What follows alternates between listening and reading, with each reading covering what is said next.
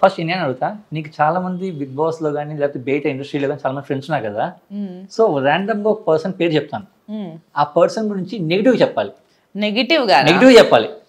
Negative చెప్పలేకపోతే no worries, ఈ scanner కి 2,000 pay చేయాలి.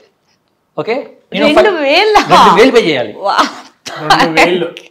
ఓకే, నేను ఒక 5 క్వశ్చన్స్ అడుగుతాను, మనం 5 క్వశ్చన్స్ అడుగుతాను. ఓకే, అంటే చెప్తే మాకు కంటెంట్ వస్తుంది, చెప్పకపోతే నాకు డబ్బులు వస్తాయి. సో ఎటు చూసిన ప్లస్ మాకు. సో ఎనయా మనకి సో ఎనయా రెడీయా? రెడీ. ట్రూతే చెప్పాలి, నిజమే చెప్పాలి. అది ఏంటంటే ఆ వ్యక్తి గురించి నెగిటివ్ చెప్పాలి. సో ఫస్ట్, నీకు ఇష్టమైన వ్యక్తుల్లో నాకు బాగా తెలుసు, నువ్వు ఆ వ్యక్తి గురించి ఎప్పుడు సోషల్ మీడియాలో ఒకసారి బిగ్ బాస్ కూడా చెప్పావు, సోహెల్ అంటే బాగా ఇష్టం అని చెప్పి విన్నాను.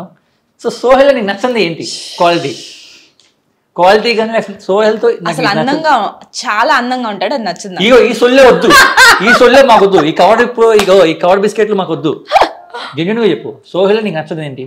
సోహెల్ నాకు చెయ్యి మాకు, దీనివల్ల నేను ఎఫెక్ట్ అవుతున్నా అన్న ఒక సీరియస్ పాయింట్ చెప్పాలంటే సోహెల్కి ఏం చెప్తావు? అక్కడ డౌట్, ఆయన చేసేదానికి నువ్వెందుకు ఎఫెక్ట్ అవుతావు? అంటే ఫ్యాన్స్ ఎఫెక్ట్ అవుతారు కదా, ఫ్యాన్స్ గా, ఒక ఫ్యాన్ ఫ్రెండ్ గాను. ఇన్స్టాగ్రామ్ లో ఇంకా ఎక్కువ రీల్స్ ఏదైనా పోస్టులు పెడితే నాకు ఏం చెప్పాలి అర్థం కావట్లేదు. ఎలా ఎఫెక్ట్ అవుతాను నేను? ఎవరు ఫ్యాన్స్ అయినా ఎలా ఎఫెక్ట్?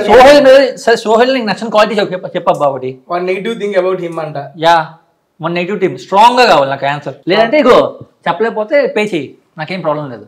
సోహెల్ గురించి అడగాల నువ్వు? అంటే ఫస్ట్ నీకు ఇష్టమైన వ్యక్తుల గురించి ఇస్తాను. సోహెల్ అంటే బాగా ఇష్టం అని చెప్పి విన్నాను. తన స్క్రిప్ట్స్ ఇంకా కొంచెం మంచి స్ట్రాంగ్ గా పిక్ చేసుకుంటే బాగుంటుందని నా ఫీల్. అది ఒక నెగిటివ్ అనుకుంటున్నా. ఒకటి చాలు. సో సోహెల్ బ్రో, ఇనియా మీకు ఇచ్చే సజెషన్ ఏంటంటే మీ స్క్రిప్ట్స్ కొంచెం డెవలప్ చేసుకుంటే బెటర్ అని చెప్పి ఇనియా చెప్పింది, నేను చెప్పలేదు. సో వెరీ గుడ్ ఇనియా, అసలు బాగా చెప్పావు.